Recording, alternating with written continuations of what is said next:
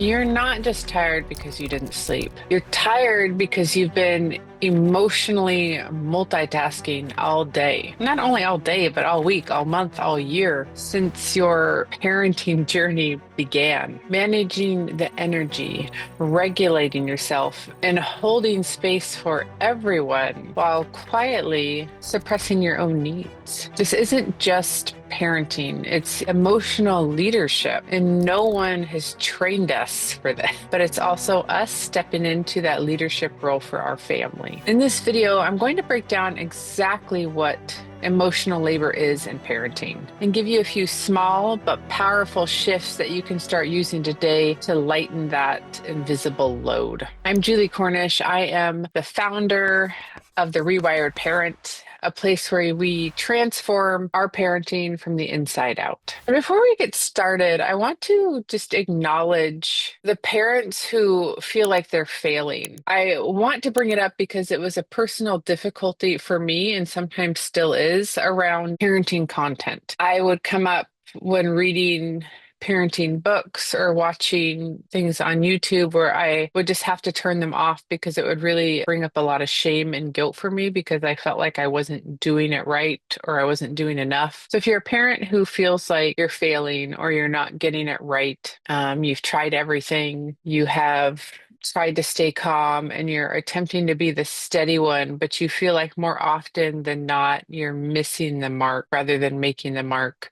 I just want to remind you that you're not failing. You're a human being and you're learning to lead in one of the most emotionally complex roles that there are. Emotional regulation isn't about perfection. It's about returning. It's about continuing to show up, coming back to center after the rupture, trying again, repairing and growing, not about perfection. If you're struggling to get there, if you're feeling totally overwhelmed, reactive, or shut down, I encourage you to start with your nervous system. That's usually the foundation. If our nervous system is not feeling safe, this journey is going to be much more difficult. So start with some tools to begin to regulate your nervous system and please give yourself compassion. Talking negatively to yourself is not going to help. You're on a beautiful journey. It's going to unfold exactly the way that it's supposed to. So give yourself love and compassion. Be kind to yourself. And a little bit later in the videos, I will get to some nervous system relaxation tips that you can start to implement. But there's also a ton of information on the internet and on YouTube and ways that you can begin to calm your nervous system. And in the future, I'll definitely do a video that addresses that more directly. You need to feel safe enough to continue to keep showing up and to try again. You need to be able to take that pause and that breath and really practice that self-compassion because this is work. This is emotional labor, and it is enough to begin again. It's enough to continue to show up every day, even when you fail, start over, do it again. You've got this. You deserve the support. You deserve the love. So keep it up. Let's talk about what emotional labor really is. It's not just your to-do list as a parent. It's not just working, running errands, going to school, the drop-offs, the laundry, the dinner, all of the planning that goes into being a parent. That's not what emotional labor is. It's managing the emotional climate of your home, hour by hour, moment by moment. You're not just meeting the needs, you're anticipating the needs before anyone can even speak. You're knowing how to keep the emotional regulation of your home. It's the little things. It's knowing that your toddler prefers a certain color cup so they don't have a meltdown. It's preparing the snacks to keep your kids from getting hangry. It's seeing your teen's mood shift into a silent or moody state and knowing how to connect with them, to change your tone, to allow the environment to feel safe so that they can communicate with you. You're constantly rewriting how you speak, choosing soft tones over sharp tones, offering choice instead of commands because that's calming to the nervous system. It helps your child regulate, and you know these things and you're able to show up and do them. And sometimes you're juggling multiple emotional storms at once. If you are living in the same house with another parent, you often may be buffering your partner's stress in navigating your children's big feelings depending on how much support you have, while at the same time suppressing and managing and regulating your own emotional storm. This is not just work. You're the CEO. This is high stakes emotional strategy in your home. And it's why you feel depleted even when it seems like nothing major is happening. So often the work we do as parents is invisible. The world doesn't reward invisible labor. And so much of parenting is just that, especially when you're practicing this aware or conscious parenting.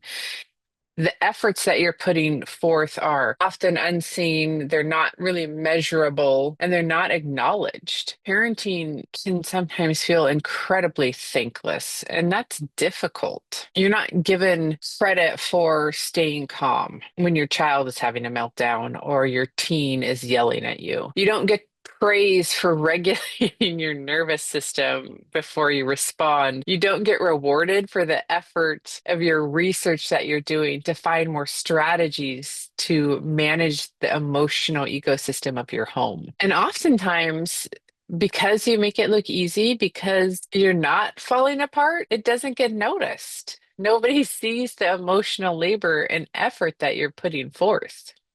And that's another added challenge, and that builds a bit of resentment. So here's the truth. When labor is invisible, it doesn't get acknowledged. If it doesn't get acknowledged, it doesn't get shared. And when it doesn't get shared, you burn out. This is not a fail. This is not a character flaw. It's an issue with the system. We want to start to shift that system. We want to start to change that. And so that the effort that we're putting forth is acknowledged. It doesn't even have to be acknowledged by another person. If it's acknowledged by us, that we can recognize and give compassion to ourselves for the amount of effort that we're putting forth to change, to break patterns, to parent in a new way for our children's future, but the future of the world, because these efforts will ripple out. It'll affect your children's children if they have them, and so on and so forth. And the people that encounter your children, and as you parent in this new way, you change as a person, and your effect on your community also ripples out. And here is a little practice that you can start that can help you to acknowledge the amount of effort that you're putting forth in this parenting style. It's called name it to claim it. It could be called name it to tame it. It's one of the more important practices that I like to teach and that I implement myself every day, just once a day.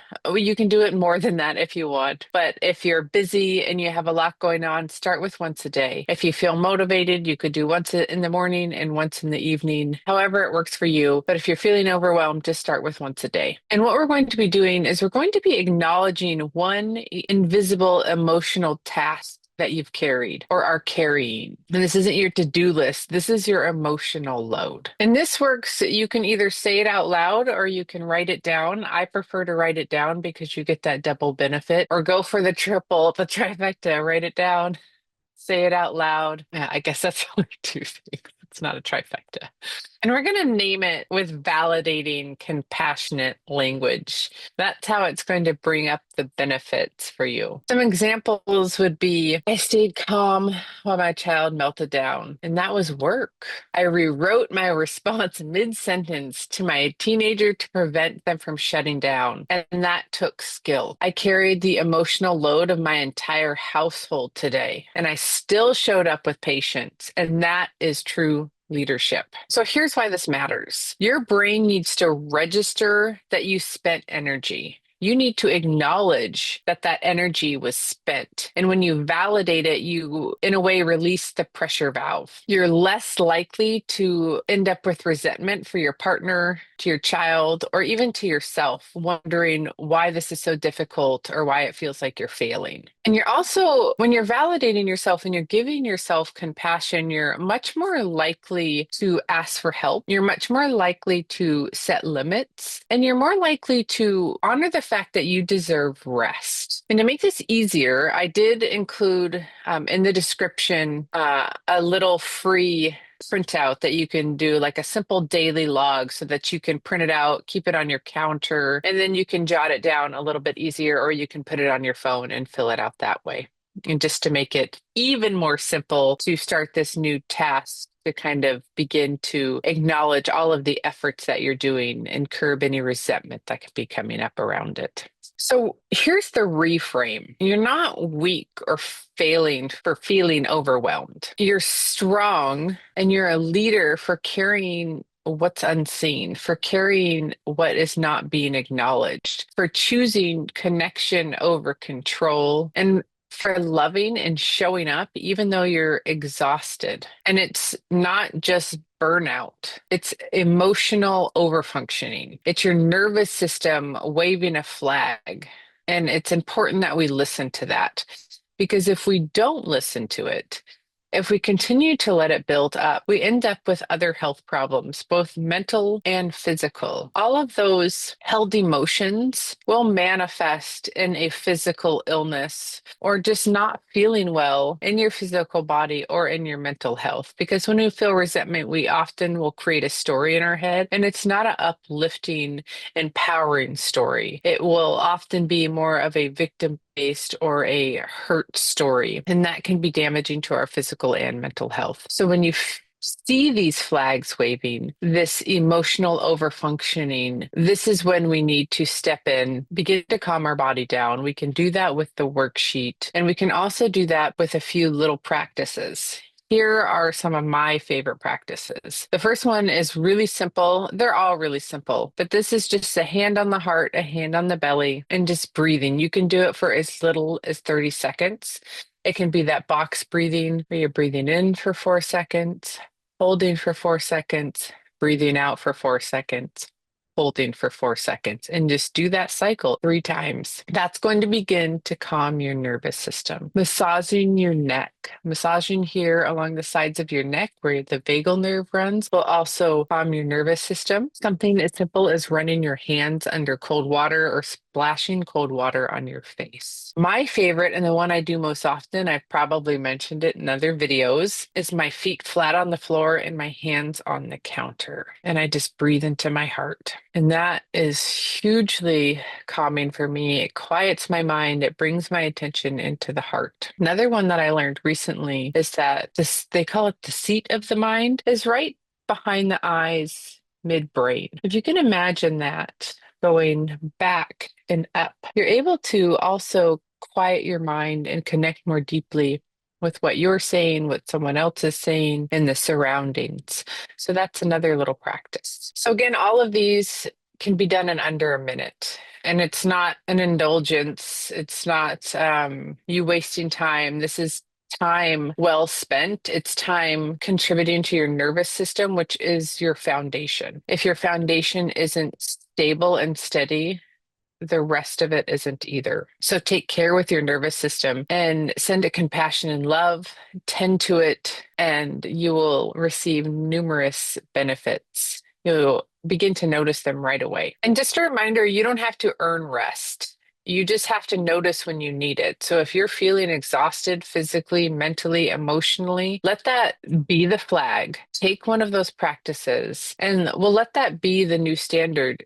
You don't have to have done a bunch of stuff to feel exhausted, because you're doing this unseen labor. It's easy to wake up feeling exhausted. And it's a great thing to start your day with one of those practices, or even the first 5 minutes upon waking up. Your brain is in that alpha brain state. You can just really say some really kind words for yourself, or some really lovely intentions for your day during that first 5 minutes of waking. Your brain is very susceptible to suggestion. So use that to your advantage as well. Now it's your turn. I would love if you could share in the comments 1 or 2 invisible things that you've been carrying today or in the weeks past that you feel deserve to be honored. So let's name it to claim it. Let's share it so that other people can know that they're not alone on this journey, that they're not the only ones struggling, that what we're doing is difficult, but it's 100% worth it. So if this spoke to you, please like, subscribe, and share it with another parent who you think might need it. And every time